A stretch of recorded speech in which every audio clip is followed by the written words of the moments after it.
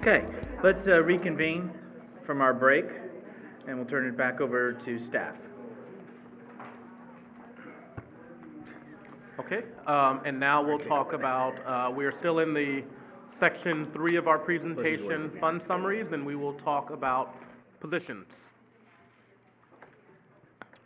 So, as we said before, there is 287 adopted full-time FTEs in the proposed budget that is before you, 69 in the police department, 36 in the fire department. Our public works, again, is divided up between the general fund portion, which is 12.4, and the enterprise functions, which is sewer, water, stormwater, solid waste, which is 41.25. Internal services departments, internal services, that is things like the technology, central garage. We have community services department, recreation, building maintenance, 31.95, community development, 16, general government, city manager's office, city council, finance, city attorney, HR, 24.5, and our cable department, 20. So this is just a quick breakdown of the total FTEs. So the additional request count is, I'm blanking on my math, what is that, 3 positions? So from 2.64 to from 264 to 267. You have the general fund at 189 positions, special revenue 0.45, internal service 15.9. And remember, internal service, part of that is reflective of the general fund and enterprise funds, because our internal service funds charge out to the other funds. And then our enterprise fund at 60.8. Okay, now let's talk enhancements. So again, new this year is that the financial cost for the enhancements are included in the proposed budget that is before you. In prior years, you received a proposed budget, and then the enhancements were in addition to that. And so there was a lot of math, and if we do this, how much, X, Y, and Z. And so we wanted to provide you a full picture of the proposed budget, and so those are included in all of the summary totals that you have and that we've been talking about already. So enhancements to the general fund, and we'll talk at a high level right now, and then we will go in detail, and if you like, excruciating detail, when we have the individual department heads get up and give their departmental presentations. They will talk about their enhancements there. I will just give a quick summary at the high level. So total enhancement requests, all fund at 1.371 million. So in the general fund specifically, it is 563,000, of which 58,000 is one time. There's some new offsetting revenue for a net of 571. Central garage, a mechanic position that we'll talk about, supported by expenditure savings from an existing part-time allocation that we have, so a delta of 63. Building facilities, one building maintenance and park maintenance manager position of 109, some one-time costs, but total impact to building and facilities of 145,000. Technology ongoing of 50,000, one time of 30,000 for 80,000. Our water ongoing of 100,000, one time of 630,000, largely capital projects, exclusively capital projects. Wastewater 15,000, and our cable 17,000. So really quickly, what are these? Again, I'll go over what they are briefly. We will talk about each one individually at the department head level. So at the finance level, there are 2 for a total of 14,000, investment consulting services and a municipal financial advisor, both ongoing. There are a number in building reflective of the enhanced development activity that we have going on. And so it's an in-house contract for a plans examiner, an assistant planner, and a building permit tech. And then the community day in the park, 50,000. And so we'll talk about this more, but this is essentially community day. The foundation has been really running, the San Bruno Community Foundation has been running community day and providing a supplemental grant for that. They met with us early on this year and articulated that the foundation did that as an initial thing to get Community Day going, and so they wanted to turn that over to the city. And so we've included both the revenue, which is the fundraising that comes in for the various sponsors of $31,000, and then the Delta support as an enhancement of $21,000. There's also a lot of in-kind support and other things that make up Community Day that's already in the budget. Parks and facilities manager position, it's split between parks and buildings, and so that is just over $60,000 in both of those categories. Additional Saturday service at the library for just over $4,000. An additional kind of a really important garage mechanic position to ensure that we're maintaining our fleet to an appropriate condition and can get the work done, and we'll talk a lot about that. ADA transition plan of $36,000 one-time. Capital project costs to make some immediate improvements on some of the ADA transition work. As you know, our ADA transition plan is a multi-million-dollar capital need. And then, really important, $46,000 for fire alarm testing and inspection, and we'll talk more about that. But needed work that was done this year and needs to be done on an annual go-forward basis. Technology, we're an organization of over 260 people, expending $188 million a year, and sometimes we even with our fiscal challenges, we need to make sure that we improve our infrastructure. And so our Citrix server, which is the main operating system that our employees use to do their work, has some significant challenges that we'll talk about. And we're recommending replacement of that to Microsoft Office 365, and staff, when they get up, will articulate some of the kind of real-time service and, frankly, loss of productivity challenges we're having. Digital plan check review, so installing new monitors and hardware so we can review applications digitally, how developers want to submit them, and something that will increase our efficiency in the review. Satellite phones, really, really important. The one-time purchase cost is being funded by asset forfeiture, but including the annual ongoing costs for those contracts are really important. Most of our surrounding cities and the county have satellite phones in their EOC. We do not have any. And we have a number of areas in our city that don't have cell service, so having satellite phones for core EOC responders, be it your city manager, your EOC director, your police chief, your fire chief, and then the key operating people out on the field, is not only a best practice, but something that's just kind of needed. And so we want to accomplish that in this budget. With water, a total of $380,000 for various items, a updated water master plan, some tank inspection and sediment removal, and then we need to do a plan, state mandated, for drinking water. And then some contract repair services, citywide leak detection, $50,000 more to that budget.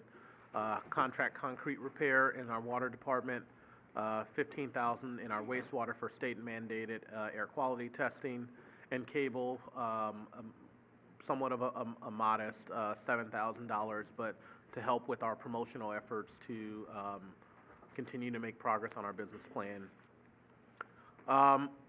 And so there's a host of things that are not included in the budget, be it unfunded needs, but I did want to highlight four that were enhancement requests that were proposed by the department, but unfortunately were left on the editing room floor, if you will, due to financial capacity. One of them is bringing on a one-time cost for a consultant to help us out with our fiscal sustainability project. We really would like the services of a consultant to come in and help us with strategy development.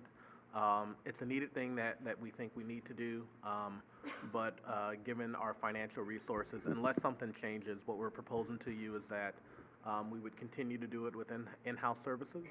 a lot of work out of the city manager's office and finance department. Fire captain upgrade prevention in our prevention division. We recently had a retirement, so we rethought how we were going to utilize this position, but we do need to make some changes in our fire prevention department to have more capacity for proactive inspections, and we'll talk a little bit about that. Economic development coordinator, I've said that again. It was a drumbeat that I made consistently prior to the budget and throughout the process.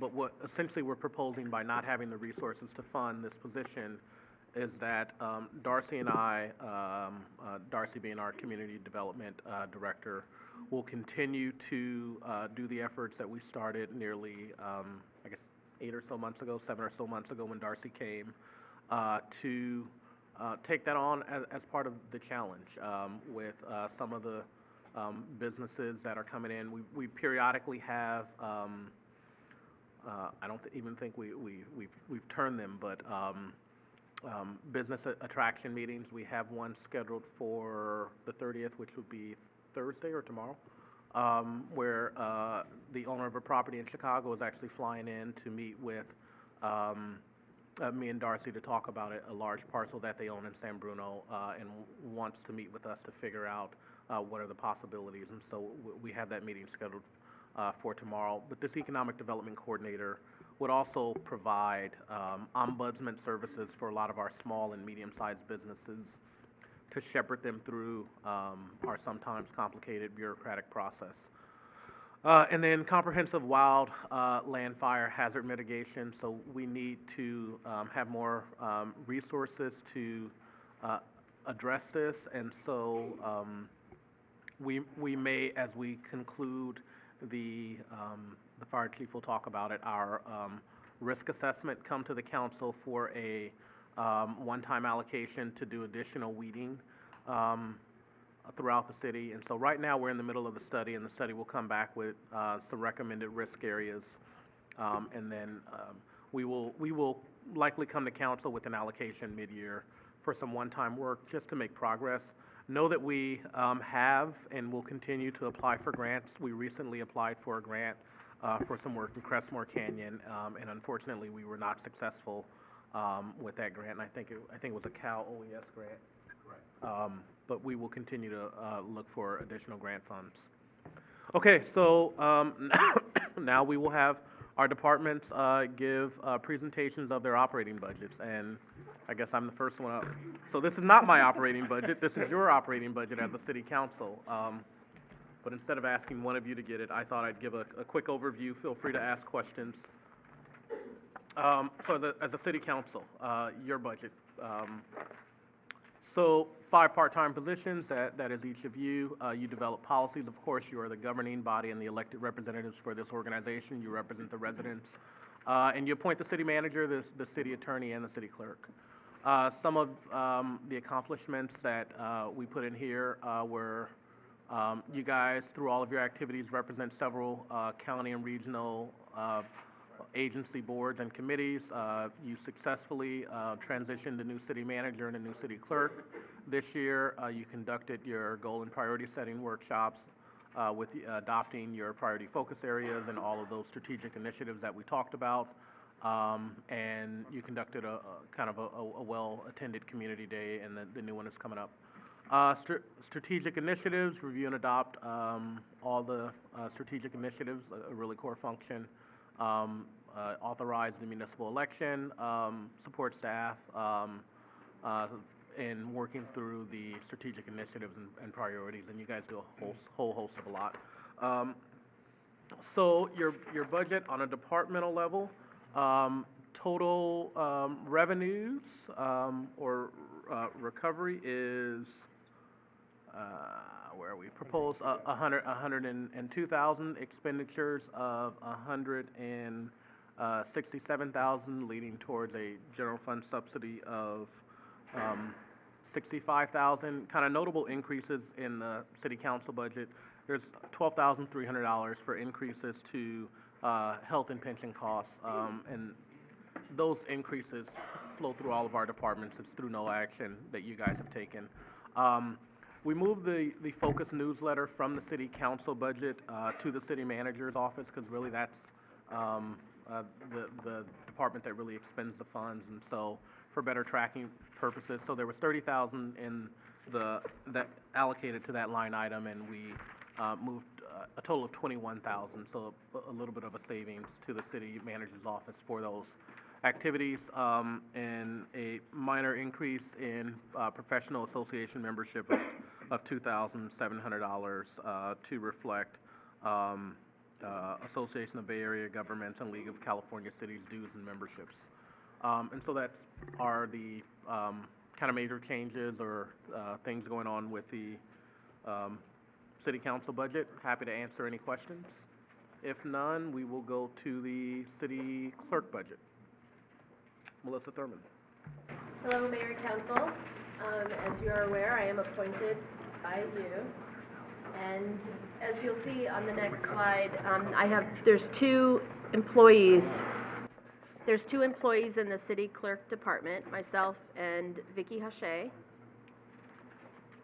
We are the records officials for the city of San Bruno, and so that's why you see that we record the action and proceedings of all of the council meetings. One moment.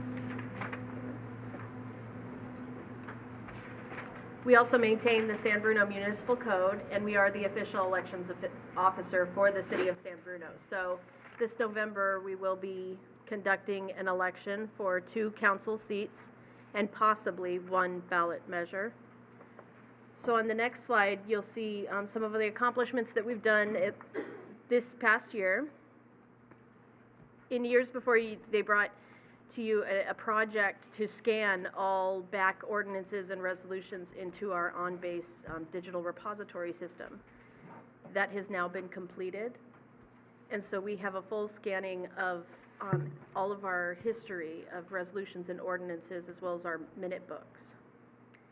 We have implemented software for the FPPC. It's through NetFile, which is something we launched this year for Form 700 filing, and we are currently working with NetFile to open a campaign software filing to make your campaigns easier with your treasury and everything.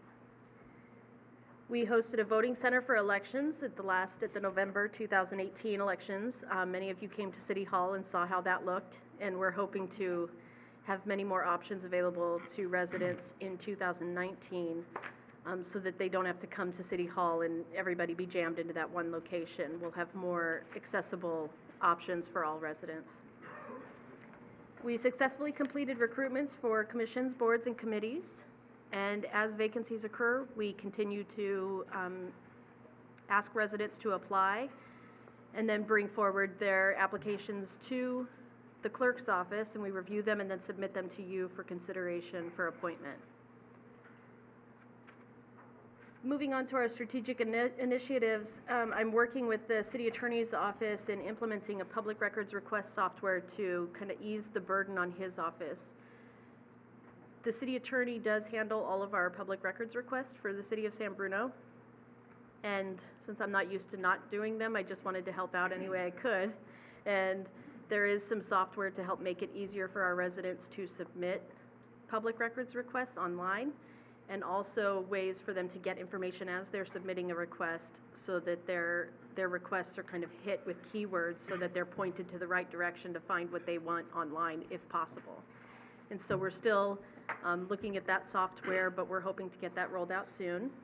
I'm also looking to implement an agenda management software system that is pretty low cost and will be of much benefit to the city in making our agenda process much smoother and easier for everyone, from the people who submit staff reports all the way to getting it up to you and the public.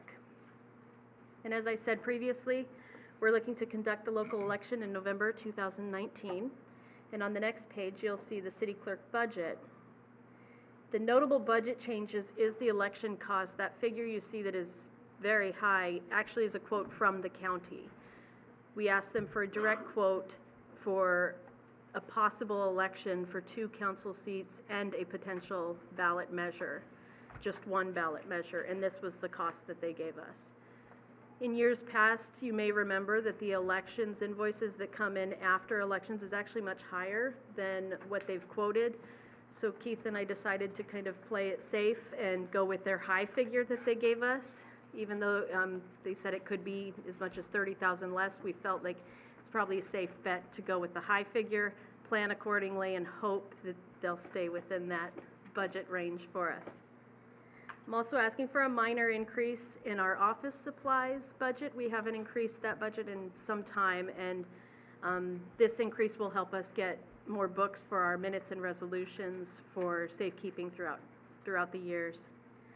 Also, a minor increase in training for conferences and workshops that again has not been increased in several years, and I would like to send Vicki to as many training opportunities as possible. And that's about all we're asking for, so. I'm up again. So, city manager's office. A couple things. What do? We of course support the city council by guiding the formulation of policies and ensuring that you, as an elected body, receive completed staff work and good information. We manage and oversee the organization. We support you in the development of your strategic planning and your policy development. We support community relations and outreach, of course, it's budget development, and external community relations. So the city manager's department has 4 positions allocated to it. It is myself, the city manager, the assistant city manager, and assistant to the city manager that also serves as the executive assistant to the city manager, and a PIO, a public information officer. So as you'll note, last year the city council included a public information officer. That position was not funded last year. It remains in the budget. My plan for that position is to underfill that position this year with a contract executive assistant and use the assistant to the city manager to help provide public relations and public outreach. Really, what if that plan works over the long run? I want to do it as a temporary allocation right now, but if it works, it will amount to likely a $40,000 savings on the personnel budget if we do it permanently and do the underfill. It's my analysis that the city does not need a full-time press public PIO, but what we really need is someone with capacity to be proactive, to help to manage our social media policy and support the departments through their social media and kind of proactively respond to some of the inquiries and support the city manager's office with putting out proactive publications like a city manager monthly newsletter and things like that. And I think given our financial situation, that can be accomplished with not a PIO, but the assistant to the city manager, and then underfilling that PIO position with a contract executive assistant first, and then should it work, we could do the full-time recruitment. And so that is why that funding remains in the budget this time. So accomplishments. Assisted the city council, in hiring vital positions. Well, really the main accomplishment here is for the first time having a fully staffed executive team. We conducted that thorough review of the cable department, the ribbon cutting on the Earl Glenview Park, and the substantial completion of those neighborhood improvements that we're really fastly progressing towards. Continued support on the Bay Hill specific plan. I want to pause there and thank Darcy, who came on as our new community development director, and also highlight the work that Elaine Costello and Dan Marks have been doing from Management Partners. I initially brought them on shortly after coming on board because we had a transition of our prior community development director, and they have done extreme work working with not only YouTube but the other property owners in the Bay Hill Office Park and shepherding and keeping that plan on track. No small feat, and they and Darcy deserve a lot of credit for that. Initiating the community fiscal sustainability project, working with our department heads and leadership team and you as a council to develop those strategic initiatives kind of for the first time, over 100 initiatives to underpin your priority focus areas. And then I know the council knows, but having staff go to the Essential of Emergency Management training this year. So all of our senior staff went down to San Luis Obispo for a training put on by Cal OES, $10,000 funded by the San Bruno Community Foundation, but an important effort and training to protect this community in the event of a significant issue. Strategic initiatives, there are truly many here. I mean, as the city manager's office, we support all of them and ensure progress. But just want to note, pursuing the various parking strategies for the downtown and the residential neighborhoods, key this year, oversee the planning for the new Aquatic and Rec Center, and the closeout of the Crestmore Neighborhood Project. Notable changes in the city manager's budget is increases of roughly $30,000 with regard to those salary, fringe, step, and healthcare pension costs that are flowing through all departments. An increase of the $21,000 that I mentioned earlier, a portion of what was carried over from the city council budget for the Focus newsletter, and an additional $2,000 in the training, meetings, and conference line item, really to support a citywide employee meeting. One of the things that I've done is we've had so far 2 meetings of the entire management team. So I think it's a list of roughly 40, 50 people that we've had 2 meetings thus far, just getting together, talking about issues as not just the department heads, but all the managers and supervisors throughout the departments.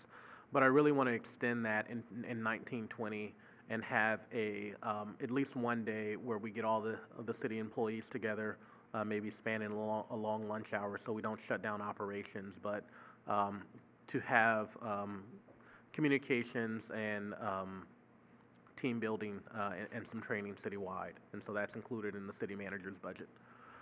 And open for any questions. If not, I'll turn it over to our next department, the city attorney. I'm sorry, could you repeat where the PIO is in the budget? The PIO is one of the 4 positions in the city manager's office. It is the city manager, the assistant city manager, the assistant to the city manager, and the public information officer is one of the 4 positions that is budgeted in the city manager's office. And the breakdown of that is on? The best way to see that is either one, on the org chart, which is on page 74 of the city manager's office budget, or on the personnel summaries page, which is on, for the city manager's office, on page 45. 45? 45. In your budget summary on page 77, is it reflected in there? It is reflected in the cost.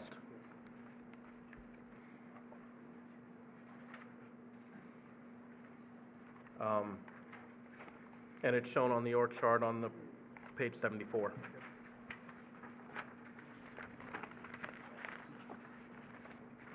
You got that.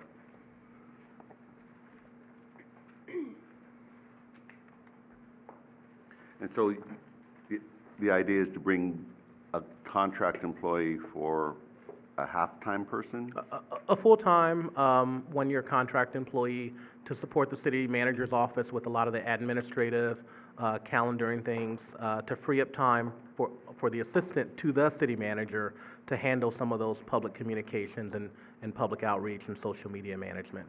And so it's an effort to see if we can free up time on an existing full-time position and then use the resources allocated to the public information officer under field to provide that administrative support for the office, which will, at the end of the day, result in about a net savings of $40,000.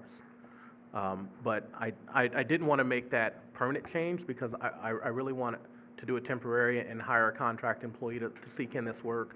I'll tell you, being here 10 or so months, I am confident that this city does not need a full-time press person, but the level of public inquiry public, proactive communication and kind of citywide social media management need is significant, and being out in front of that is important.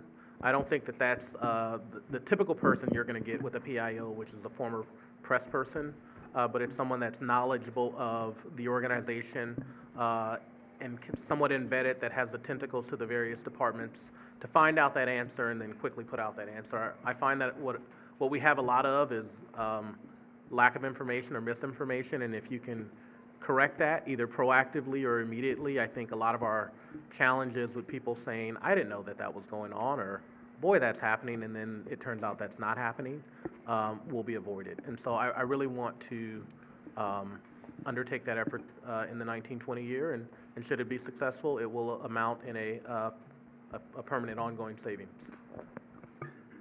And following up on that, the cost for that is how much? The fully loaded PIO position, I can find it, I don't have it offhand. I believe it was about 150 off the top of my head, and that was approved by us 135. some time ago, but has not been filled at this point.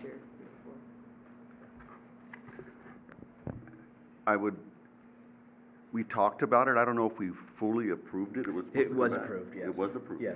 Okay, It was approved, and it's currently in the 18-19 budget. okay. The position So has that's why not it's been there. hired. Okay, got it, all right. So that's why it doesn't show up as an enhancement request, it shows up as keeping the status quo. Okay, all right, thank you. Through the chair, I just want to comment that I highly encourage the contract position. I think that's a great way to address it. I think it's a needed position within the city, because it's important to get ahead of the story instead of behind it. I feel like we constantly chase the issues. You know, the bad press that we continue to get by a few residents in San Bruno really struggles, you know, as council members, as staff, constantly derailing the positive and look forward direction. And so I think you'll find that once we can do that successfully, that we really will save a lot of headaches from a lot of staff members in a lot of different departments.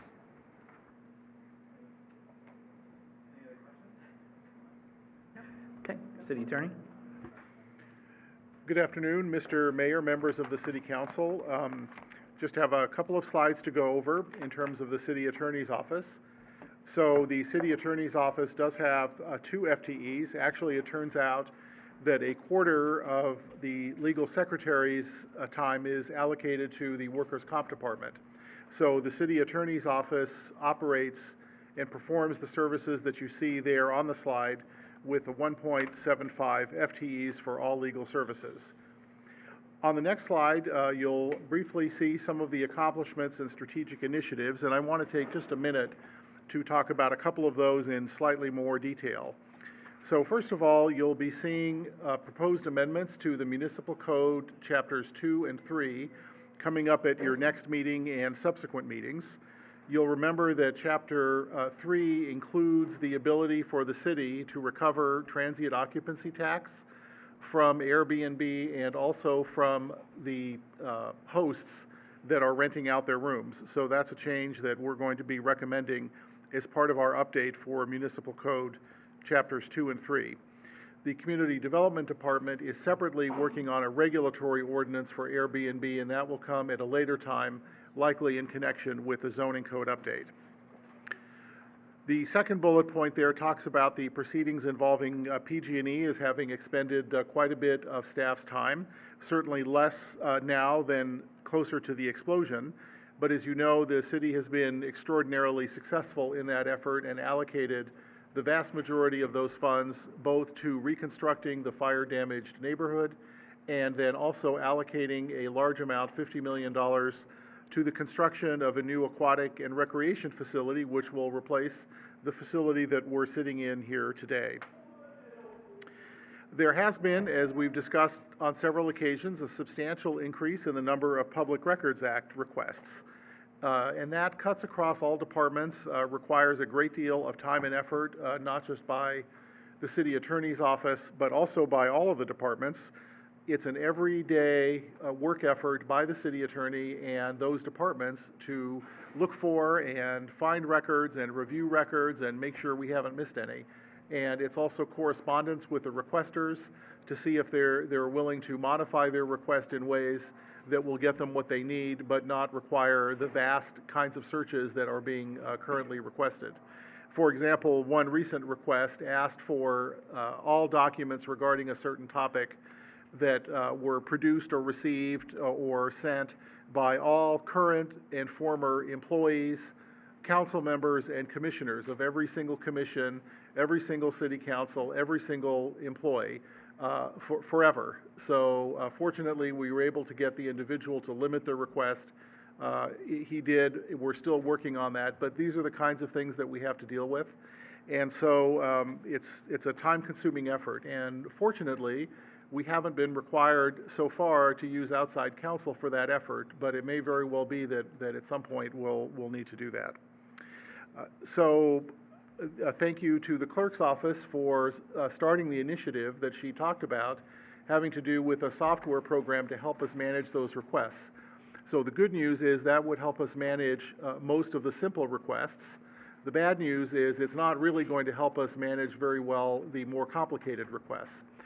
Thanks also to the IT department, who has been instrumental in helping us figure out what sort of software might be best suited to the city and also would provide the greatest efficiency gains across all of the different platforms that the city uses. So we're working actively on that, and hopefully we'll come back to you with something positive. We do have a number of large development projects, as you're aware of, and those development projects with the potential for additional revenue and revitalization bring with them the potential for additional litigation. And unfortunately, as you're aware, there is some both current and threatened litigation having to do with some of those projects right now. The developers under our code are required to pay for the costs of defending those cases, but that's only if you approve the project. So if the projects are not approved, such as in one particular situation, there's still the threat of litigation that the city would then have to cover all of its costs. So developers will defend and indemnify the city against third-party challenges, but obviously not if the city disapproves the project and we're sued by the developer. So that's a high-level version of that particular slide, and that gets us into the budget for the city attorney's office on the next slide. And what you'll see is a modest increase in outside counsel fees for the first time actually since 2011. And if we review the budget, it's not on the slide, but I'll tell you briefly about it. If you review the budget since 2011, what you'll find is that the city council and the city manager and my request have steadily decreased the budget allocated to the city attorney's office for outside counsel expenses. So for example, in 2011, the budget was $255,000 for outside counsel. This year, it's $144,000 for 2018-19. And despite that, the city attorney's office has been successful in recovering much in the way of outside counsel fees from developers. And as a result of that, there's been a total savings to the city's general fund since 2011 of about $625,000. So an average of about $78,000 a year in savings against budget. This year, there is a modest increase requested, and that's necessary, as we indicated, to respond to existing and potential litigation from which there's really no other potential funding source, and so it has to come out of the general fund. So with that, I'll pause and ask for any questions or comments. Thank you very much. Marty? Yes, thank you. For this software that was mentioned by our city clerk about the Public Records Act, which office is going to budget that? Yeah, I'm not really sure which office it's going to be coming from.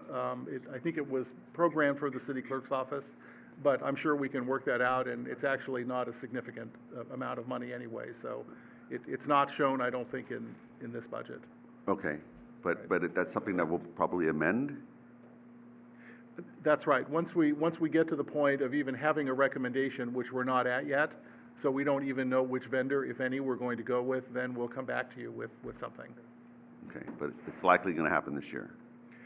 It's hard to know. Do you have any thought about that, Melissa? It just depends on what we, after reviewing, we've had demos, we've had a demo from one vendor, and we're currently looking to see if there's any others that offer a similar platform. And I can expand on that a little bit. What we're also looking at is agenda management software. And so if you go with the same vendor that does agenda management that can help out with kind of document and PRAs, there can be some benefits in terms of time and potentially money. But one of the questions that we have to ask and that we're going to face is, do we want the best in class for the problem we're trying to solve, which is PRAs, or do we want an agenda management that can also do PRAs? And so we're going to go through those vendor demos and kind of make a recommendation based on what each individual program offers. And so that will come with both a financial and a time and implementation decision. I guess my only thing is if we're planning to do it, it should be in the budget. Well, with the estimated cost, I think we have some ranges in mind, right? So I'm not aware of whether we have a range. As Melissa said, we did meet Okay. with a vendor. I was really only involved in watching the demo, so I think there's a lot of staff work that needs to be done before we develop a recommendation. Okay. It's kind of like when you know you need to get a car, you have a mind, you know, I'm not gonna go buy a Cadillac, you know, when this is the time to kind of bring it forward, I think. And I know you're working on it, but it's still nice to have an idea of those ranges, so whenever you can provide, that'd be great, thank you. Laura? Through the chair, I had a question about one of your goals and objectives, which is to continue resolving long-standing and complex code enforcement matters. Is there a reason, something different that's going to continue going forward into 2019-20, or is that just an ongoing code issues? And the reason why I ask that is that I constantly see sort of, you know, this ongoing resident follow-up on certain issues, and there's so many out there that is there some sort of process or application that helps staff sort of maintain so that these residents and these issues aren't slipping through the cracks? Because it is a very tedious and time-consuming process. So that's a great question, and it's multifaceted. There's a lot of answers to that, and I think as Jovan said about another topic, that maybe is a master's thesis. But in brief, I can answer it this way. When I first started at the city, I requested that staff, and they did, compile a list of the most difficult, longest-standing code enforcement cases. And my goal was to go through those one by one and just try to get them resolved. Because if they were outstanding for that long, they were likely real nuisances in the community. And so, sure enough, we have been able to resolve somewhere in the neighborhood of half a dozen of those cases. And over the years, I've reported on those to the City Council. One that's currently active right now is a receivership that the city was successful in obtaining over a property that you adopted a resolution about in 2009. So that just gives you an example of how long some of these cases can persist with determined adversaries who really do not want to follow the law. And despite the fact that the city was awarded a receivership in that case, the property owner is still nevertheless appealing that. So we're still spending time and money dealing with it. The good news is that today there's a site visit at the property by the receiver's architect, and there's funding for not only hiring the architect but also revising the property. So that's an example of the sorts of things we're doing. Separately, with the Community Development Department, we are going to be going back and looking at that list because I think attention was diverted from that by the more recent, in the last couple of years, focus on an extremely large number of code enforcement complaints that were made using San Bruno Responds. And so the staff remobilized and redirected to respond to those extremely large number of complaints and spent less time dealing with the longer standing ones. So we're now trying to pivot a little bit and go back to looking at those. So it's always a balance between the long standing ones and the ones that the community are most concerned about in the near term. Thanks. You're Thank welcome. Thank you very much. Tammy Yuki, the Assistant City Manager, who also oversees the HR and IT department. Good afternoon, Honorable Mayor, members of the City Council. As you see from the slide, we are a mighty team of 2.5 employees of the HR department. We oversee recruitment and retention, class and compensation. Last night you saw a item that went to the City Council, increasing our part-time salary schedules. We're also in charge of employee training and development, employee appreciation, recognizing employees' years of service, employee labor relations, both negotiations and dealing with personnel issues, benefits administration for our supplemental benefits. The Health and Welfare Trusts really oversee the core medical benefits. We also stay in compliance with state and federal employment law, and we also are in charge of workers' compensation. Although our employees' workforce has increased over time, our full-time employees have stayed relatively the same at 2.5. So some of our accomplishments. Recruitment is a major work program of human resources. We've completed about 30 recruitments currently and onboarded about 35 new full-time employees. We will see this trend continue as there's aging of the workforce and people start retiring. And then the booming economy also creates more opportunities for our employees who may move around and go to other agencies. The other area that we've accomplished, we have our accomplishment is the employee training and development. We provide several resources, training resources to employees. We have resources through some of our vendors for health and safety training, OSHA training, mandatory harassment training, supervisor leadership training. We have training through the county consortium and training through our legal firm. We also have met with departments. HR does somewhat of a roadshow, and we've gone to the departments to explain our different resources to the departments, and we are willing to sit down with the employees and create a individualized personal professional development program for them for training.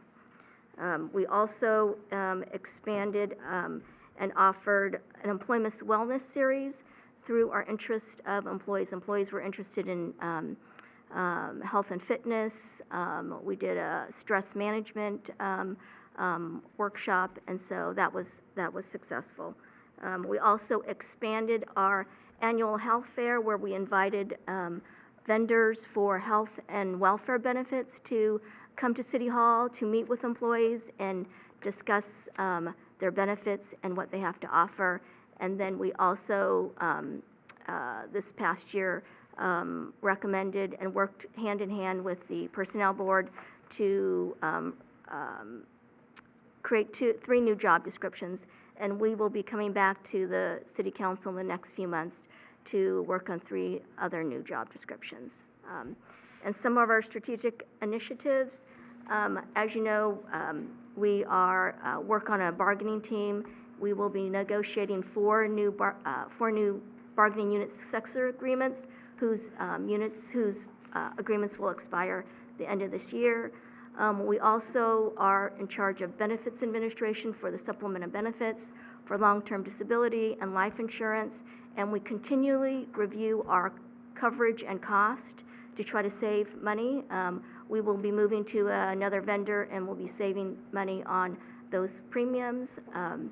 The other thing is we have our employee assistance program who will roll out a mobile counseling program where you can set up an appointment with a counselor and go talk to them through the telephone versus meeting with them in person. We are also in charge of workers' compensation, so we process workers' compensation for claims, and we also work with departments to assist with keeping their employees safe. We will be also researching for a new workers' compensation administrator, hopefully trying to save money as well. and then also enhancing our claims and cost management. We continually review our process to improve and streamline efficiency. Most currently, we work with the city manager and departments to streamline our recruitment process and to make it less cumbersome for departments, so we can get employees on board more quickly. As you can see from our budget, our notable changes have been, will be increase in costs for salary steps and health and pension increases. We, as I mentioned, will be negotiating 4 new bargaining unit contracts this year, so we've added $28,000 for union negotiations. And then we have had a activity of recruitment, so our pre-employment medical exam costs have increased, and there's a modest increase to that account. I'm available to answer any questions you have. Questions from council at this time?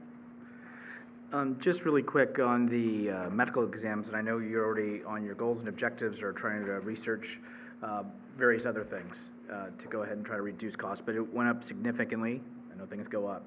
Have we looked at other possibilities or vendors, or when was the last time we did? So for pre-employment medical clinics, there are very few options. The cost was attributed mainly toward public safety medical exams. Public safety medical exams are more expensive than your average staff position. It requires more medical exams, psychiatric exam, so that's why our costs have increased. But we have reviewed in the past different vendors. It's just difficult to find a vendor who is close by, convenient for applicants and employees, and who offer the range of services that our clinic offers. Okay. Any other questions? On that, Yes. it's probably worth noting that we do send our employees to the, most of our employees to the medical clinic at SFO for their pre-employment physicals, and so utilizing that service is a beneficial and a savings versus going to kind of your normal small private pre-employment medical outfits. And that clinic also offers workers' comp services, so when an employee has an injury, it's very convenient to go to the airport to get served there. And my final thing is just for general, but on the second bullet point, support for the upcoming 4 units. So is that something that we still feel is needed for the city to conduct those? Using an outside negotiator is assist the bargaining team. Usually the outside negotiator has the expertise of negotiating contracts for other cities. They know the market. They have the expertise and strategy. We all work as a team. We all have our own expertise, and using an outside negotiator is critical and provides a lot of expertise to the team. Okay. Marty, did you have? No, that was it. Oh, okay. Anything else from council? All right, next, please.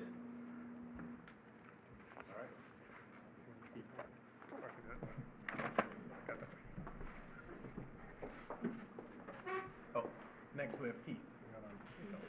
Okay. All right, I'm up next. Keith DiMartini, the Finance Director. I have a strong and mighty team of 10 employees. If I was to boil down the function of the Finance Department, it's really 3 main things, that second box on the top there: maximizing revenues for the city, reducing and controlling expenditures, and then supporting any effort that city departments might have in increasing efficiencies or providing better customer service or improving our business processes. Our department is very intimately involved in those efforts citywide. We maintain financial and fiscal integrity in the city. We have a very strong internal control environment and financial soundness. We do all of the financial reporting and accounting that's required for the city as it relates to any federal, state, local reporting requirements for any of our funding. We are the lead in preparing the operating and capital budget that's before you today, including some long-range financial planning that's included in today's budget. We provide a great deal of customer service for utility, our utility customers, including garbage rate, and also for managing the business license program as well. We are also responsible for the procurement processes for purchasing, accounts payable, accounts receivable, and all of the grant management work. We process payroll for all the city employees, and we are responsible for all of the banking and investment services for all of our funding. Some of the recent accomplishments this current fiscal year for the department: we recently adopted a new purchasing policy. The last policy was last adopted back in 1988. And so we have made many improvements to our city's internal business practices with purchasing, modernizing it, streamlining our processes across city departments, speeding it up a lot more so we're able to procure goods faster and pay our vendors a lot more quickly. We recently implemented a new development impact fee program, as you are aware of, with a great deal of help from the city attorney and the Community and Economic Development Department. We also issued the CAFR, that's the Comprehensive Annual Financial Report. It was issued on time, and there were no material weaknesses or deficiencies noted by our external auditor in the report itself, which was an accomplishment. The city took it upon ourselves to bring on an outside consultant to conduct a thorough review of the garbage rate application from Recology. That was just approved by City Council last evening at a reduced rate from what was originally proposed from the garbage operator. So that was an accomplishment this year. We've also brought on an external auditing firm to conduct audits on our major general fund tax revenue sources: property tax, business license tax, and transient occupancy tax. We've also reviewed and renegotiated more favorable contracts in our sales tax auditing service as well. And we prepared, with the support of every city department, the annual operating and CIP budget as well. Some strategic initiatives that we're focused on in the upcoming year that we've actually already started working on. The first one is supporting the city with comprehensive fiscal sustainability efforts. In the short term, focusing on revenue enhancements, as we've been talking about with you.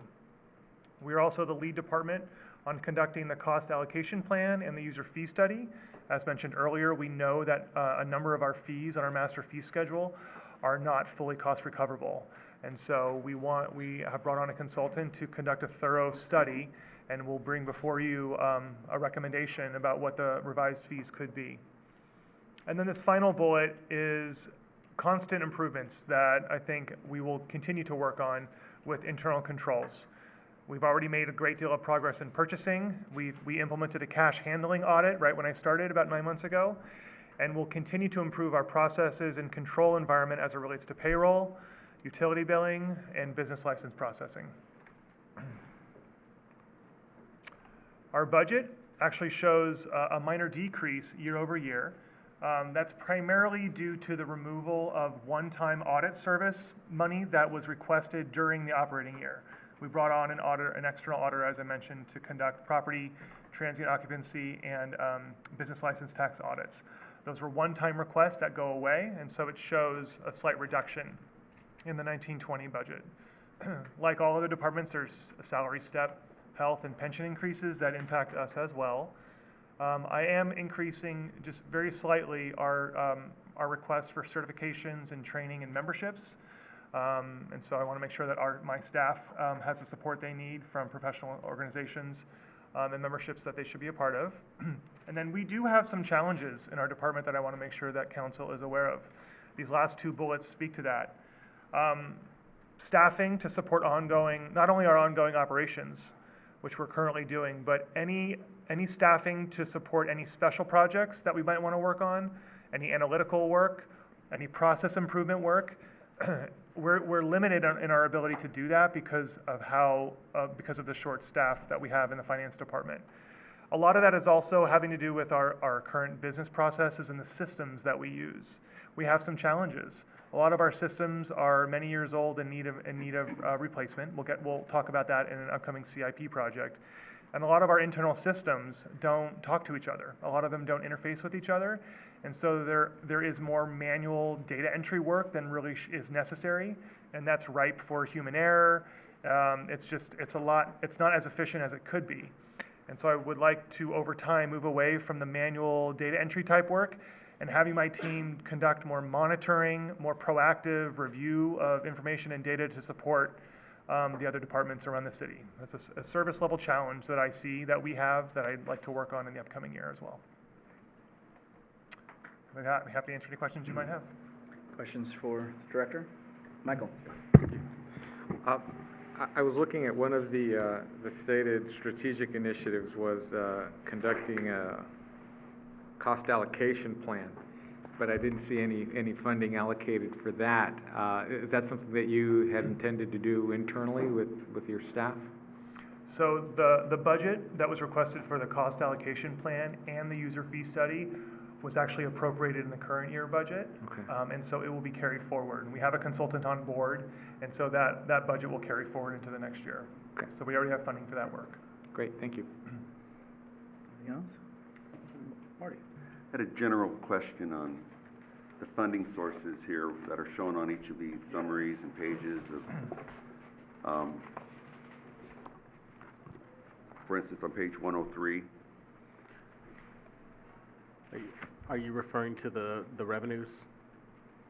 How is it determined that the water is so much, the wastewater is so much, the stormwater is so much, the cable is so much, solid waste, and then general fund? How does that Sure. calculus? Sure. Okay, so the city allocates costs for departments that support other city departments. So like my position supports every department, right? And so the cost of my position gets allocated out to all those positions that I support. So that concept applies for all of these central service type departments. In my department specifically, I have a number of staff that manage and support all of the utility billing work. And the utility billing work is for water and wastewater, and for garbage as well, which is a separate arrangement. And so the cost of my positions that support that billing work is incurred in the water and the wastewater enterprise funds. So that's in the finance department, it's recognized as revenue, and it's an allocation expense in the water and the wastewater funds. Yeah. And the allocation methodology varies by function. So for billing, it may be the number of bills that are produced to each of the enterprise. For more general positions like myself, it's likely allocated out by FTEs in the various units. And so, similar to the city council budget, where we had $100,000 in revenue for the city council budget, that is allocated out by FTEs to all of our operational units, including the enterprise funds as well. Great. So that mathematics behind it, is that somewhere that you can share how that actual number broke out? Yeah. So you will see that in the cost allocation plan, and that is the sole purpose of a cost allocation plan, is to confirm the methodologies and the allocations that you're using and do cycle time studies to ensure that you're doing it appropriately. Best practice is that plan is tuned up every 5 years. So in this budget, we've used the existing cost allocation plan, albeit out of date, because we are currently undergoing a new cost allocation plan. And so the new methodologies will be provided to you when we bring the cost allocation plan to you, and we're aiming for January, February of 2020. All right. Thank you. Good afternoon. I'm next up, so bear with me. In 2018, the San Bruno Police Department responded to 83% more calls for service than it did in 2012. This number increased from approximately 24,000 calls for service to 44,000 calls for service. In 2019, the department is on pace to respond to over 47,000 calls for service. So you can see we do a lot up there. We're fairly diverse, and we're in great demand, unfortunately. Requests for services range from noise complaints, parking complaints, and resolving neighbor disputes to investigating complex and serious violent felonies.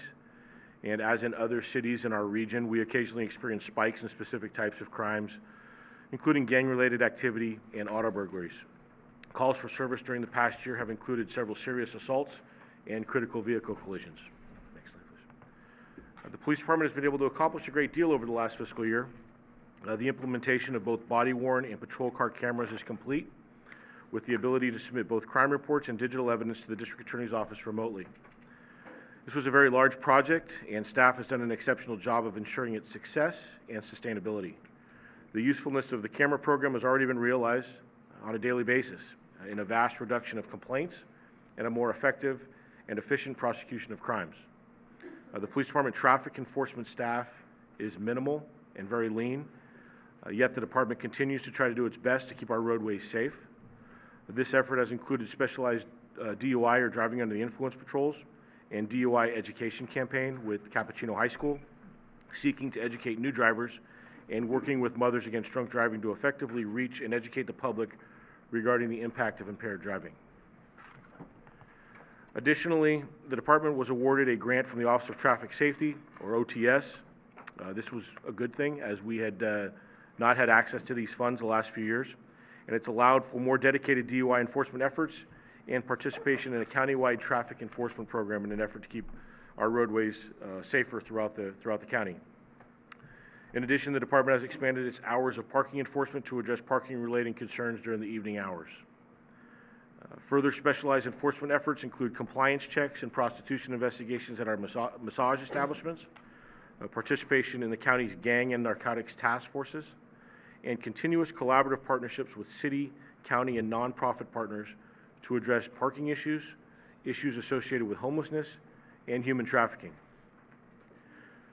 The department recognizes that we are better together and has made a concerted effort to address difficult issues in collaboration with other departments, including the fire department, code enforcement, public works, and community services. This collaborative approach has included our private partners as well, such as our Bay Hill Business Park Stakeholders Group that meets regularly to review and discuss security and emergency response-related issues pertaining to that park. The department understands and appreciates the value of a well-trained workforce. We've worked hard to comply with state-established training standards and have completed a long-term sustainable training plan during the last year. The entire department has completed de-escalation training and participated in an innovative mindfulness and resiliency training as an effort to both promote employee wellness and better prepare staff to deal with critical incidents and ongoing stress associated with the profession. This is in addition to the required perishable skills training such as CPR, first aid, firearms, driving, defensive tactics, and updates in new statutes and case law as required to retain certification. Unified command training in conjunction with the fire department has significantly enhanced our ability to manage critical incidents. And while we recognize that fire and EMS are the best qualified personnel to deal with the medical emergencies, our officers are now equipped with AEDs, tourniquets, Narcan, and kits to treat sucking chest wounds should they arrive at a scene prior to other first responders. The department completed the after-action report for the 2018 YouTube shooting incident and leveraged what we've learned to develop a site assessment and emergency response program. The first phase of this program will be completed in June with exercises at City Hall, Cappuccino High School, and Parkside Middle School. The department has also provided training to over 4,000 law enforcement personnel and public officials throughout the state and the country regarding what was learned from this incident. The members of our department truly consider themselves to be part of the community, and we strive to look for opportunities to engage with residents in a positive and meaningful way, not only at police-initiated events such as Police Day, Coffee with a Cop, National Night Out, and Tip a Cop, but also events sponsored by the city, other city departments, or local community groups, including Community Day, the Posey Parade, Operation Clean Sweep, concerts and movies in the park, school district-sponsored events, service club events, and local youth sporting events. Our bicycle patrols, reserve and explorer programs, as well as our partnership with the Citizens Crime Prevention Committee and neighborhood watch groups go a long way in promoting our efforts in this area. Despite our best efforts and our desire to remain engaged in the community, the department assumes a primarily reactive role in providing law enforcement services to the city. As mentioned by the finance director, we have our own challenges, and personnel continue to be our most valuable resource, and staffing continues to be our greatest challenge. Depending on the population we figure we use for the city, San Bruno employs between 1.06 and 1.1 sworn police officers per 1,000 residents. The national standard is between 1.8 and 2.1 sworn officers per 1,000 residents. In 1975, the San Bruno Police Department was comprised of 52 budgeted sworn positions. Today we have 49, and we're fortunate that a handful of those are funded or subsidized via external funding sources. In addition to the 49 sworn positions, the department relies heavily on 19 full-time support positions to perform critical administrative tasks and perform duties in the field. The impact of staffing struggles is felt throughout the department. With just one traffic officer, we are unable to provide an appropriate level of traffic enforcement in the city. Our presence in the schools is extremely limited, and we cannot maintain a proactive approach to quality of life issues such as gang-related activity, street-level drug use, prostitution, human trafficking, burglaries, thefts, and issues associated with our transient populations. It's difficult to absorb absences in the schedule due to court appearances, scheduled vacations, sick calls, family leave, or vacant positions, and there continues to be a reliance on mandatory overtime. An ability to prepare a budget by division in the future within the police department will likely enhance both accuracy and an operational effectiveness and efficiency. Maybe the most significant impact with regard to staffing is its impact on retaining highly qualified personnel. The department has been very selective when hiring new officers.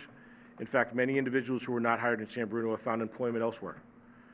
The result is that we have a well-trained, highly motivated workforce that is extremely effective. However, this motivation results in a desire to be proactive and really feel that the work that is being done is making a difference. As motivated officers see neighboring agencies or of similar or smaller size employ proactive programs such as traffic enforcement, neighborhood enhancement teams, and school resource programs, they sometimes become frustrated and begin to look for agencies where they feel they may have an opportunity to make a greater impact. A reliance on mandatory overtime is also understandably a result or results in a certain level of dissatisfaction. Despite the challenges I've described, the men and women of the San Bruno Police Department remain well motivated and share a genuine concern for the city and its residents. We strive to be productive and active. Over the last year and a half, staff has issued over 3,500 traffic citations, over 21,000 parking citations, and processed over 6,200 reported abandoned vehicles. We've seen residential burglaries drop by 20% and auto burglaries drop by over 32%. Over the last year, robberies are down over 20% as well. As you can see before you, the police department budget today reflects our continued effort to contain costs and reduce expenditures. We've asked for no enhancements and are not seeking anything new other than costs that are associated with pre-existing agreements and contracts. I'd like to recognize staff for the preparation. We have a fairly large budget, as has been mentioned a couple times. We're the largest budget in the city, and staff did a real nice job in putting this all together. And there's a lot of work that goes into this, and they did a great job. As a department, we're excited about the future of San Bruno, and we eagerly anticipate upcoming development projects and programs. We continue to strive to remain a strong partner in the progress of the city. We recognize the city's growth and success will include a greater demand for police services. Additionally, we anticipate that the type of demand for services may change as well as increase. In preparation for these challenges, the department will continue to pursue necessary initiatives as resource allows, and these initiatives include continuing to deploy a data-driven targeted traffic enforcement plan and continue to seek grant funding that focuses enforcement efforts based on documented primary collision factors and areas susceptible to traffic collisions. We will continue to collaboratively work with allied regional and county agencies to address quality of life concerns, including homelessness, and the issues I mentioned before, prostitution, public intoxication, street-level drug use. We'll continue to train personnel in crisis intervention training and build on established mindfulness training to better equip personnel and enhance our level of service. Work side by side with state and local enforcement agencies to reduce criminal street gang activity and property crimes in San Bruno and San Mateo County. Employ our bicycle patrol program on a seasonal part-time basis focused on the downtown area, the mall, parks, schools, and other quality of life issues. Expand the assessment training that will conclude in June to other public and private partners as appropriate and feasible. We look forward to a project to upgrade our police communications capabilities and infrastructure, which is in the works. We will strive to remain as open and transparent as possible by keeping the public informed through the use of social media, SMC Alert, San Bruno Cable, and local media outlets. We'll continue our collaborative efforts to address issues associated with homelessness, specifically with Life Moves and other nonprofit partners. Work with the fire department to develop a public safety unmanned aircraft program and procure a grant-funded mobile command vehicle. Both of those projects we're seeking external funding sources to complete. Promote the registering of surveillance cameras via the police department webpage. Expand the police department reserve and explorer programs. and ensure the compliance of the businesses I mentioned before, including massage establishments, gun shops, and card rooms. Finally, as a department, we recognize the need for a committed effort in succession planning. We are actively recruiting for one vacant officer position. We have 2 candidates in background to fill an additional 2 positions, and 1 recruit who's in the police academy and will actually graduate here in the next couple weeks. It's important to remember that succession planning is not simply filling position with warm bodies from our perspective. Rather, we seek to identify the most qualified individuals for these positions and working on developing their skills so that they are well prepared to assume leadership roles in the future. I'm extremely proud of the work of the men and women of the San Bruno Police Department, and I'm excited about the amount of talent that exists within the ranks. The challenge moving forward is retaining and developing those who will serve as our future leaders. The police department enjoys and appreciates a great deal of support from the community. Every month we send out 30 surveys randomly to those folks who have called and requested our services during that month. The response rate is about 10%, and of those, or a little over 10%, and of those 10% that have responded since January of 2018, over 96.6% of those respondents have rated the service they've received from the police department as excellent or very good. We continue to maintain strong response times for emergency calls and manage our resources as effectively and efficiently as possible, as our mission of providing safety and service to this community is paramount. This concludes everything I have for you today. I'd be happy to answer any questions. Irene? You did an amazing job of painting a picture of what your department does, and I have something to say about that in a minute. But on your budget page, it says county services charges. That's the most significant increase. What do we get from the county for $724,000 plus dollars? Yeah, and do we have to keep doing that? I will yield to the finance director for the specifics, but the biggest increase, I believe, this year is an increase in animal control costs. Not only there's a tremendous increase in the cost for those services, I'm not sure whether the cost of the new building is incorporated in that cost as well, but I'll let the finance director address that. I believe the cost of the new building, the allocated portion coming to San Bruno is included in that facility. But it's not just that one allocation from the county. That's the sole reason for the cost increase in the police department. There are cost of living, salary step, health and pension costs, right? Oh, no, I understand that. No, I mean, I'm just as a line item at 7041, it says county service charges, and our last year was 643 plus thousand. This year it's 700 and, it's on page 121. Over 80,000 up. Yeah, I do know that, Yeah. so we do have a new cost, and it's an annual cost for the new county animal control building of $47,000 a year. So that would come out of that. That's going to be a new and long-term cost. And then they did raise their service costs significantly as well. I think that was the most significant cost, but all of the county contractual agreements that we have seem to go up every year, whether it's the crime lab or Keller Center Services, whatever it may be, we do get increases every year from that. Okay, thank you. I think we can break that out if we need to. Yeah. Well, because when I think of the county services, I only think of animal control. So I don't know if you want to add a couple of things that I had no idea included lab work and those kinds of things, so. Yeah, we can break that out and provide that to you. I think it's also worth noting that there is an audit going on of the operations of the county animal services department. It's an operational audit looking at a number of factors, including kind of operational efficiencies.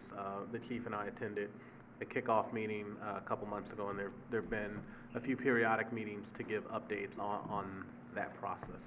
And there are a number of challenges countywide with animal services, and cities are asking those same questions about kind of the costs. The only exception to that is we do have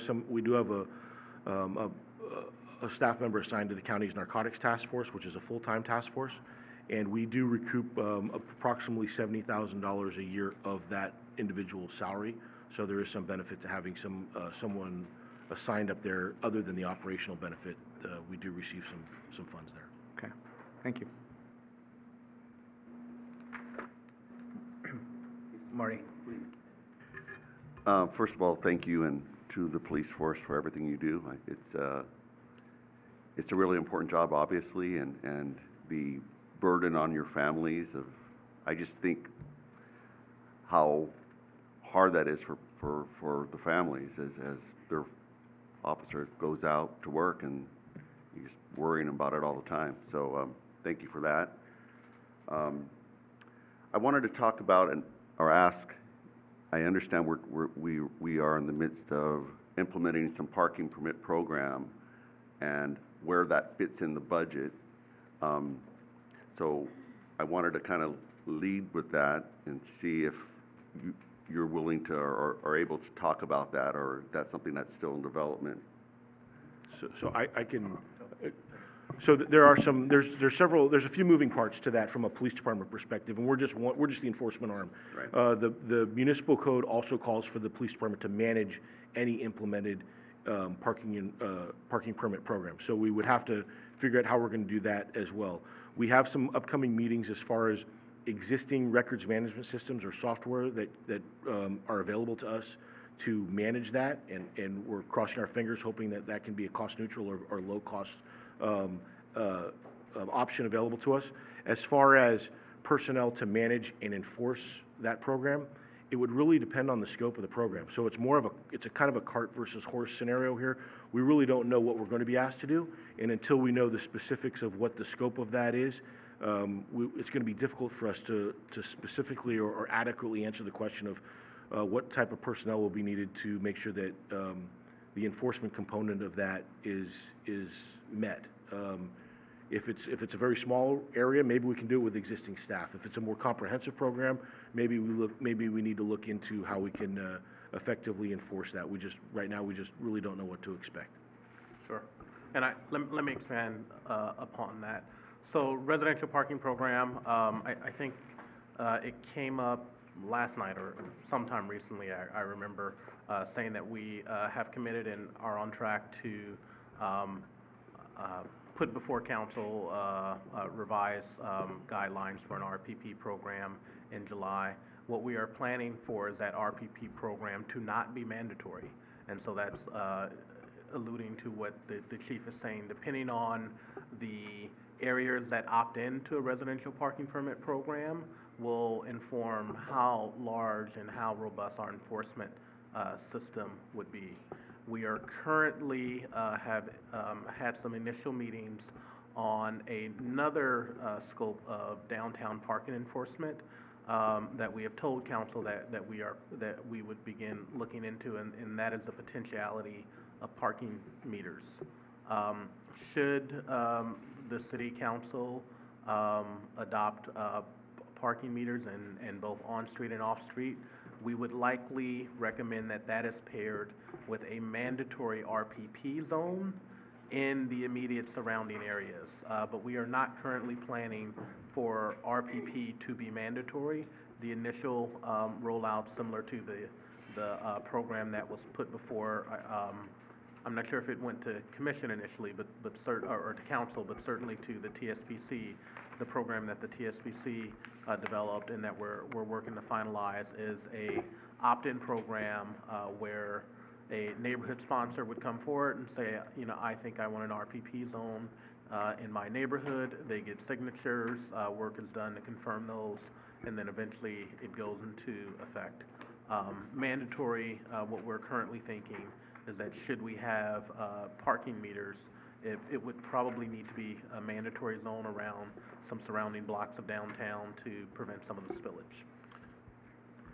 Right. And thank you for that additional information. So I understand now that we have 3 CSOs that are full-time, Chief? We have 2 full-time CSOs assigned in the field. We have 5 total CSOs. The CSOs do more than just, the CSOs have several jobs in the police department. Our property officer who manages all of our evidence and property is a CSO. Our court officer is a CSO.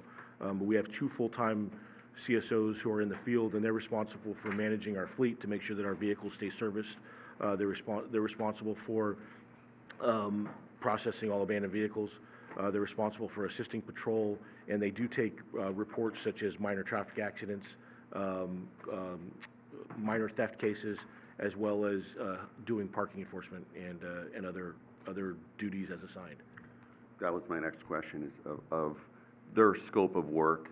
You just covered that. So, but for those citations that they're allowed to write up, what limits do they have when they're out on a call or as they're marking tires or whatever it is? What can they write a ticket for?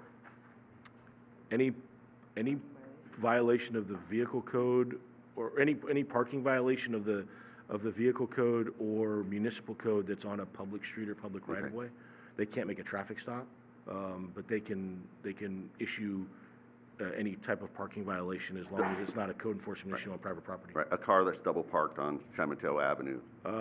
If the car is double parked and it's unoccupied, sure, they can take enforcement action. If the car is occupied, we do not, they're not police officers, so they don't interact with drivers. Right. So what I've heard from some people in the community of on the weekends, it's limited CSO availability because there's just not enough CSOs. And so what could we do, or does the police currently have a number of part-time CSOs that can fill in over the weekend to provide that additional service for these cars that are parked, either abandoned or for too long of parking? What do we have on the weekends? Is it? So there's two questions there. The first is we do parking enforcement Monday through Saturday. We don't do parking enforcement on Sunday because our timed parking is not we can't enforce it on Sunday, so it's not effective. The abandoned vehicle program that you're talking about really has nothing to do with weekend hours. As I mentioned, we process over 6,200 abandoned vehicles a year, and we take enforcement action on less than 11% of them. So most of them are not truly abandoned vehicles. Those are processed in a efficient and effective manner, and unfortunately, they take a lot of time. That's the one area where we get calls for service that we spend a lot of time, and there's no reward on the back end. It's just people that are upset because their neighbors are parking over the weekend, and we deal with that a lot. We come in Monday morning, and the vehicle's either gone, or we mark it, and the person say, hey, I parked here on Friday, and I'm going to work on Monday, and we deal with that quite often. But we wouldn't, that's not something that we would bring somebody in on a Sunday to do, nor would I believe it'd be warranted. So maybe another way of looking at it too, and thank you for your answer. So currently, we have an abandoned vehicle, 72 hours. We tell our residents when the car is parked for 72 hours, then go ahead and call it in, and then somebody comes out, and then they mark the tires, and 3 days later, some enforcement action could occur or not. So what I'm hearing is, well, that's 6 days. You know, the people that come to the airport, they park the car across the street or in front of my house, and they know that we're not going to enforce for those 5+ days. And if they can plan their trip, they can come back and park in front of the house and take up parking. What would you recommend that we could do to change in the municipal code to address that parking, other than a parking program? What do other cities do to handle that? Hold on, please, Chief. So I just want to clarify, is this in regards to financial? Because it sounds like we're talking about municipal code facility or change of practice that's not budget. And budget, Okay. What would it So- take? But okay, yes, yeah. I'm straying, yes I am. Yeah, So- no, that's fine. I just want to clarify. I'd like to keep us on the budget because we have a lot of departments. So if you want to clarify the question, maybe like, what would it take financially in which to enforce more or more often or different hours, I think, is maybe more the defined question. Right, Chief? and you're absolutely right. I did stray. from So the- our role is to enforce existing codes, and we're happy to do that. Fortunately for myself, I'm not an elected, and I don't have to create law. I just have to enforce it. So I'm assuming that there are options via the TSPC and our parking engineers that they may be able to come up with some suggestions, and I'm sure there's some there's some options out there. I will tell you that the state law regarding the towing of vehicles for 72 hours, the intent of that law is directed at abandoned vehicles. Right. Rather than parking enforcement. And so our hands are tied on what, we can only enforce what the statute allows us to enforce. And so that's kind of where we're at with that. We understand people's frustration, but we don't create law out there, we just enforce it. Got it. Through the Laura. chair, just great presentation. Thank you for all that the department does. There's a lot going on here, and especially into the future. A couple comments. One, I love the fact that you send out surveys every month to get the feedback. I think that's a great program. To the city manager, I'm not sure if we're doing that in other departments, but I would highly encourage we do some sort of program like that. And then finally, more requests, more calls. How do you sustain this? I mean, I see that you've got a police academy that's developed for 2019-20, but I mean, the increase in calls, the increase in, how do we sustain it with the staff that we have? Yeah, the downside is we're pretty much a reactive entity, right? We're beholden to that radio where residents look at some of our neighbors and surrounding communities, and they have some options to be more proactive and take some more preventative measures and address things in a more, leaning in a little bit farther. We try to do that, but again, every time we do that, it's an overtime dollar, or it's something that it's a cost, it's not part of our regular duties. So we would love to get to the point where we have just an additional capability where we can be a little bit more proactive and step forward in whether it's dumping complaints or gang activity or auto burglaries, to have that proactive arm rather than just relying on those officers in patrol cars trying to manage radio calls for service and trying to prevent crime at the same time. That's the struggle that we deal with. Thank you. A couple things, Chief. So can you, again, quote, because I didn't write it down fast enough, the ratio of officers to residents? What we have, and then, of course, what the average is, please? Sure. Well, it depends on, I think we used the 43,000 and 46,000 as the two. I wasn't completely sure of what population number we wanted to use, but right now, depending on the population number that we use, we're between 1.06 and 1.1 sworn officers, and that includes myself. That's every sworn officer in the department per 1,000 residents. And the national standard is 1.8 to 2.1. Okay. And then I also know in one of the goals and objectives, and we don't need specifics, but conduct site assessments and response plans for critical as well as other locations. This is something that we think we have the resources so that we can find ourselves.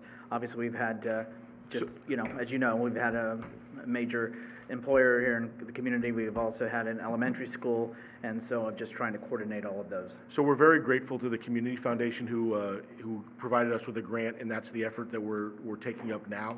That'll be concluded in June, and we kind of have this plan that we hope it pans out. We're hoping to market this to some of our both public and private partners to get them to invest in what we learned and the blueprints that we've developed with this initial assessment program and plan, so we can simply apply it to other, not only public facilities, but reach out to our private partners and get them to invest in what we're doing too, so we're just better prepared and have a familiarity with as many sites as we can. But we know now that when it comes to City Hall or Cappuccino or Parkside Middle School, that we'll have those plans in place, and we'd just like to replicate those at other sites throughout the city. Okay, and then finally, if there was a desire by the community to enhance quality of life, whether it's parking enforcement, whether it's going downtown and doing more of that type of proactive approaches, or just again doing additional programs, this or the parking permit program, if and when that is desired, since it's not at this time going to be mandatory unless the council sees differently, that would take additional resources. So as far as staff to implement, to have a success? Yes, I mean, personnel is obviously our most valuable resource, but our most expensive resource, right? So yes, that's the only thing that prohibits us from doing those types of things now is staff, the staffing. Okay, thank you. Anything else from council? If not, thank you. We'll go on to fire. Good afternoon. I look forward to going over the fire department's accomplishments and our strategic initiatives. And so we'll start with an overview. We have 36 full-time employees. Yours truly is one. We have a second admin person, 2 fire a battalion chief and a firefighter in prevention, 3 battalion chiefs that are operational, 24-hour shift operational BCs, and then the rest are captains and firefighters spread across the 3 different shifts that operate our 3 apparatus. We have the 2 ALS engines and ALS truck. Obviously, primarily what we do, we know we do respond to emergencies. Big part of what we do is obviously emergency medical services, which is why all our apparatuses are ALS. And as we approach a renewal of the JPA agreement that we've had some 20 years now, coming up in July, I think it's kind of important to highlight that relationship and what that really means. And so what that is basically an agreement in the county where every fire, there's 61 fire engines that are ALS capable, meaning they have a monitor, life pack monitor that can transmit information to the closest hospital for cardiac events, and then they have a complement of a paramedic with all the advanced life support tools of the trade, so to speak. And so regardless of where the call is, it's a borderless system. If our 2 engines and our truck are on a call, then an engine from an outside jurisdiction will respond, and we're mandated to do that in 6 minutes and 59 seconds at 90% of the time. I think the last update of that is we're hitting that about 98% of the time throughout the county, particularly on the bay side. So, next one. So, just to review some of our accomplishments, I think you know from previous presentations that we are a young department. We've had a lot of turnover in the last few years, and we continue to do that. We've hired 3 new firefighters and promoted 1 captain this year. We've had 5 employees complete the probationary process, and 4 are currently going through the probationary process. That's a process that has different modules that new firefighters need to go through, and it also includes training for operating the fire engines and the fire pumps, as well as driving our aerial apparatus. We have also trained and certified 1 new acting battalion chief and 4 new acting captains. We've implemented exposure reduction policies. We have learned over the last few years that firefighters face an increased risk of cancer as compared to the general public. And so we've had policies to address how we clean, how we limit those exposures, and how we clean our personal protective equipment when we are exposed. And I'll talk a little bit more about that going forward. Local amendments to the fire code is in the process of being updated this year, and so staff has been laser focused on that. One of the key areas I wanted to highlight is in regards to emergency radio responder coverage. We've really worked to make sure that San Bruno has a policy in place, though all this new development that is coming has adequate radio capability for our police, fire, and EMS personnel. Additionally, there's wildland urban interface codes that we're looking at, and also mobile fueling that it sounds like it's going to be coming to us sooner than later. We continue to support fire mutual aid throughout the state, and we responded to both the Camp Fire in Paradise and the Car Fire in Reading this last year. And we continue to work on our mandated inspections. We've taken steps to improve the documentation and the accounting of these inspection programs. As you see there, we have 480 mandated inspections annually, and so those are administered by the Fire Prevention Bureau, and they're conducted by our 9 captains who are on engines and trucks. So obviously you have 480 and 9 people doing them, and that could be an accounting issue, as you can see. And so that's leads to the next bullet, our record management system. If you recall, we came to you in January asking for a system that is in the process of being implemented, and we're confident that's going to really help us in our state mandated program, and I'll talk about that a little bit more. And then lastly, our facilities. So obviously it's no shock to anyone that our facilities, we've outgrown our facilities, and I think a lot of times we just think they're old and therefore they need to be replaced. But I'd really like to kind of highlight really the issues that we face day in and day out with our facilities. So both of our facilities at Station 51, we lack the administrative space to staff everybody. You know, we're a small department, yet our Fire Prevention Bureau is in City Hall, and so there's a little bit of a distance there. Sometimes there's some challenges for us to take care of a business and members of the public that come in. They think they're coming to the fire department. We have to direct them somewhere else. We don't have really we don't have a classroom or any sort of meeting space at 51, which is kind of the standard now. You'd like to be able to have I can't really have location to have a staff meeting or an old department head meeting. So we'd like to have a facility that had that space. And then we don't have room for our aerial ladder truck. So luckily, there's a neighboring jurisdiction that is housing that for us that's covered. You don't want your engines or trucks to be outside exposed to the elements and whatnot. So luckily, a neighbor has offered to house that for us, but we currently don't have space for that. And then probably most importantly, really, as I mentioned, our exposure issues with the carcinogens, we don't really have the setup to enact all those policies. For example, our workout area is adjacent on the apparatus floor where our diesel producing apparatus are, where our PPE cleaning stuff is. So ideally, you'd have your fitness area in a separate area. You'd have your PPEs, our personal protective equipment, in a separate area, and where you'd clean in a vented area, and where obviously we have our extractor that can clean those equipment somewhere else. And then additionally at 52, we lack really bathroom. We have one bathroom there for the 3 firefighters and the other staff that kind of come and go. So I know that's on the agenda to look at, but I just wanted to highlight some of those issues. So we'll move on to our initiatives. With the addition of our full-time employee in fire prevention last year, one of the things we really wanted to do, in addition to kind of keeping up with all the potential growth and issues, we wanted to increase our revenue, which we've done specifically in the area of plan checks. And so one of the other ways we did that is working very closely with community development,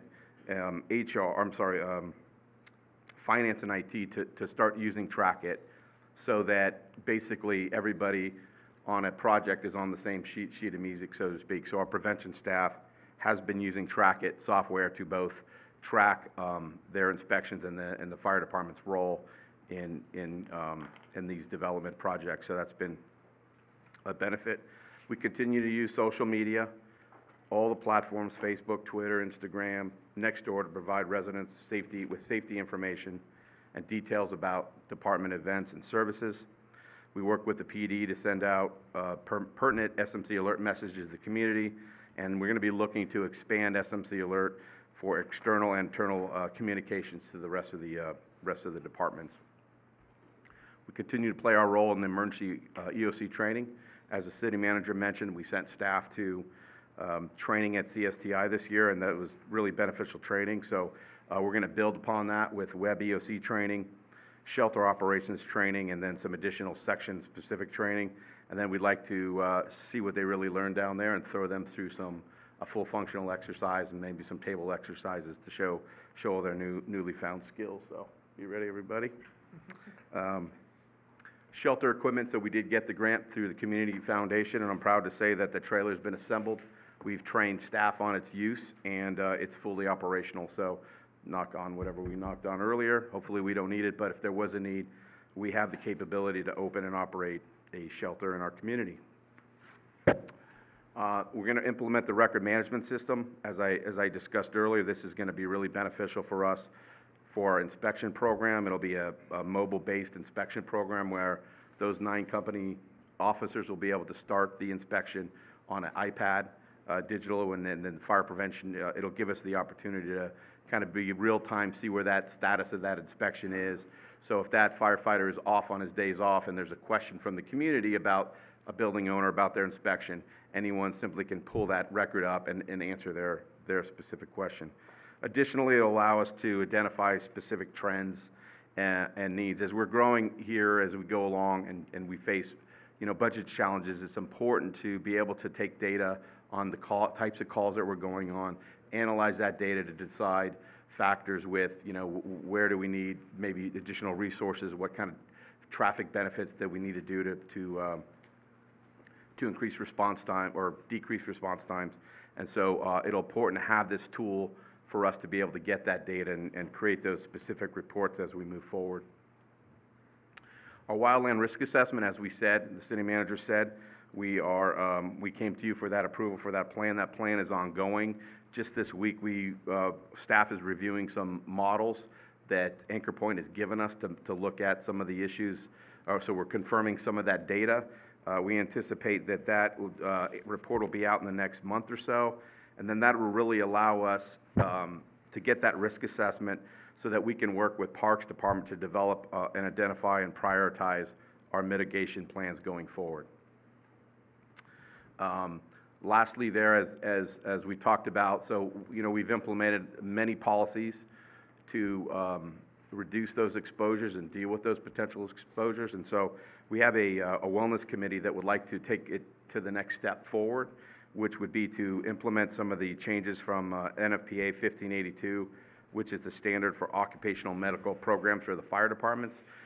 Things that could include maybe some pre-screening tests and exams, stuff like that, so that we can detect cancer before it has a chance to progress. And so we're going to be evaluating those programs and going forward.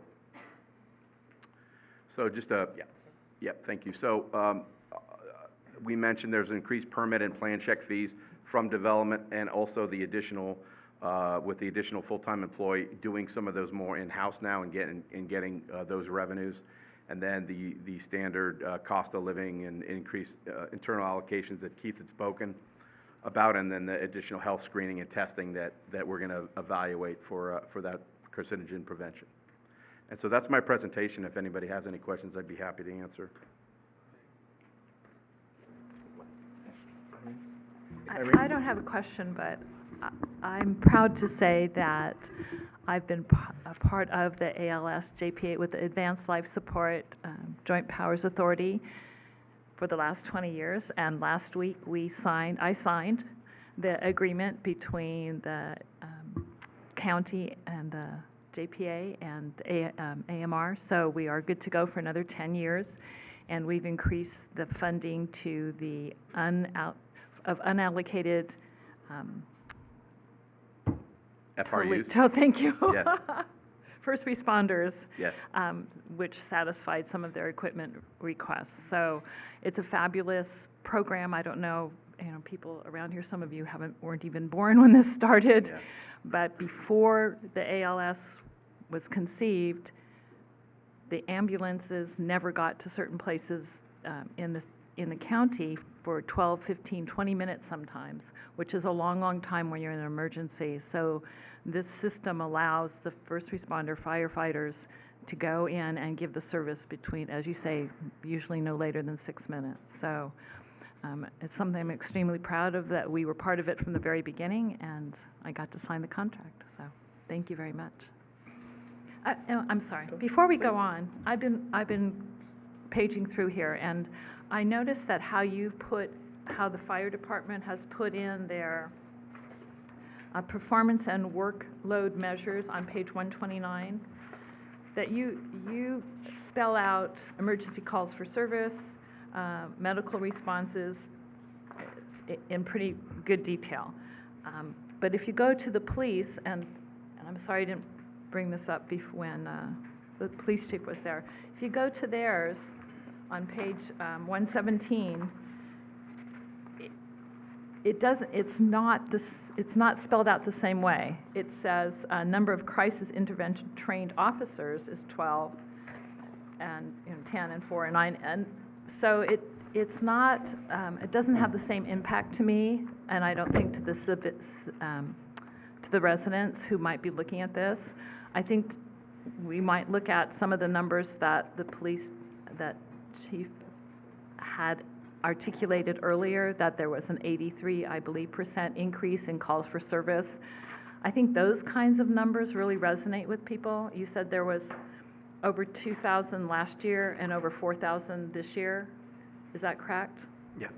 So I'm just, I know maybe we can't do it this time, or maybe we can, but throughout all of here, throughout the whole budget, I don't think some of the impacts of how hard our people work is as evident as it is with the fire. So maybe we can look at how to display that actual work ethic and efforts a little bit more impactful.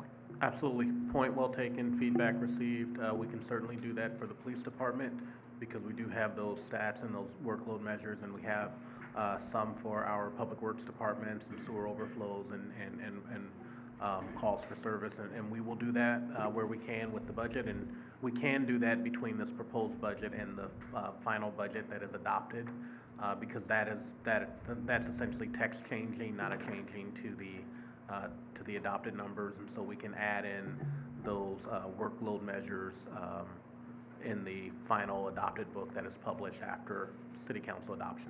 Oh, great, Those because that we have. as I say, I think it's very, very impactful to see those in black and white and know what our people are really doing. Thank you.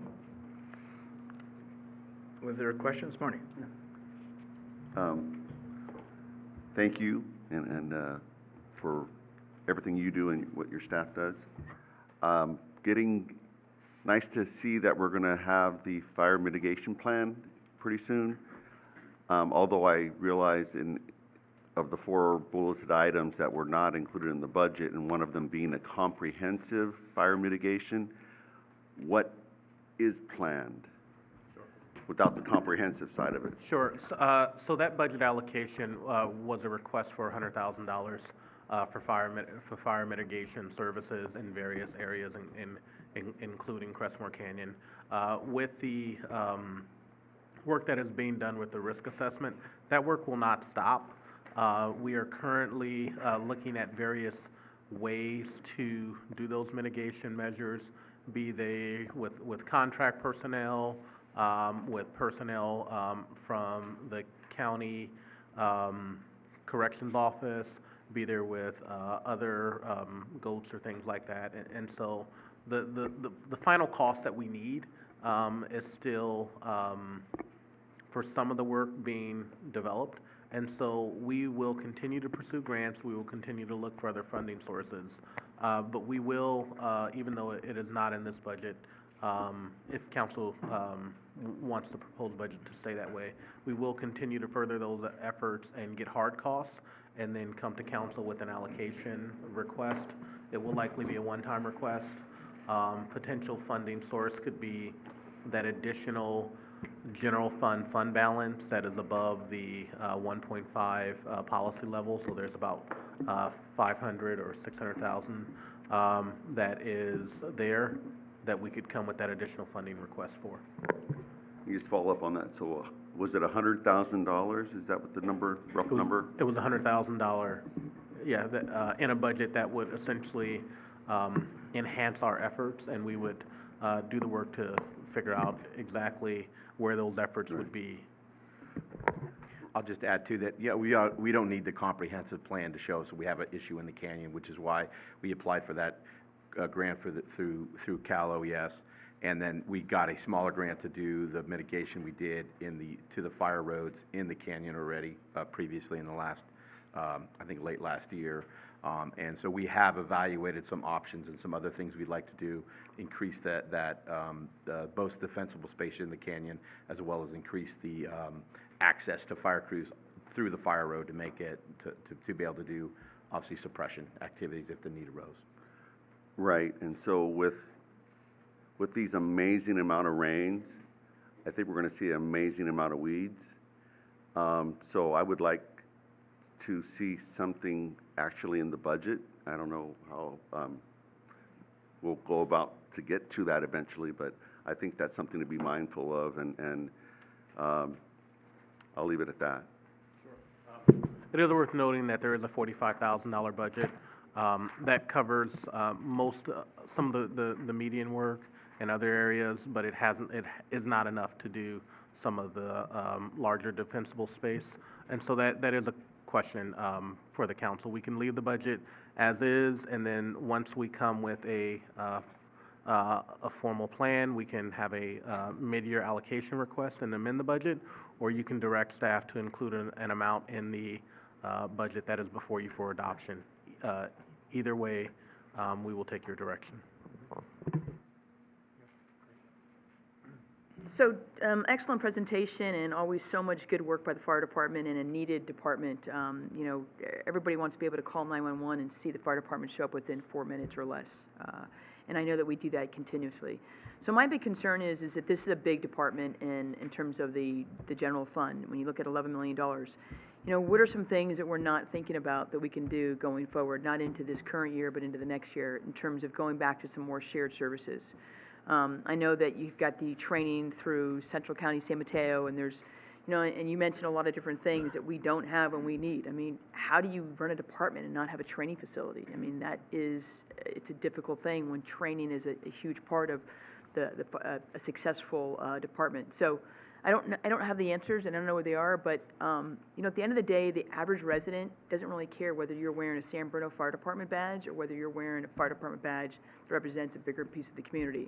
And the feedback that I continue to get, even being very close to the fire department, is what are we gonna do and when are we gonna do it to start streamlining and working together as a county and not individual cities? So I'm not here saying that we've gotta go and merge in with other cities, but I hope that there might be some opportunities in other areas we can continue to work with shared services. Or on the flip side of that, about offering services that we have, we can bill out those services to other cities that are struggling in some areas. And I don't know if, you know, South San Francisco or Millbury are the answers, but we need to think kind of beyond that. So I think we need to get creative, because this number doesn't go down. It continues to rise, and there's a need. We get it. The number of calls are increasing, and people are living longer. The medical response calls you're getting will only continue to increase. So how do we make sure that we're best suited and also can afford it?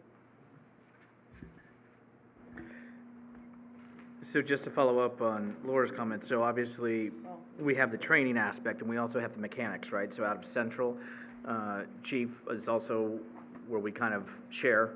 Is that correct? Yeah, that is correct. We do a lot of our repairs and maintenance through using the central garage. Okay. And then as Councilmember Davis noted, we do have shared training division with Belmont, San Mateo, and San Mateo Consolidate now, which is Belmont, San Mateo and Foster City, and Central County and us. And so really the money that we spend on that, you know, it would probably be a full-time employee captain position here, and we get, you know, 2 battalion chiefs, a clinical specialist, EMS management, fire management, a training computer system. So we do get, to your point, we get a lot of resources out of that, of what we pay for. Okay, thank you. Anything else from council? Okay, I guess we're ready for manager and Keith. I know it's 2. I know I only have those 2 items down as far as the hours. Do you want to continue going? Do you want to break? What would you like? We have a choice. We have 2 more departments before we get to the enterprise department. So we have Public Works and Community Services. And we can do those 2 and then take a break before we do enterprise.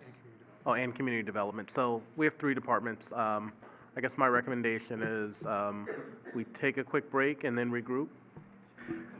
All right, we'll take a quick break. We'll regroup.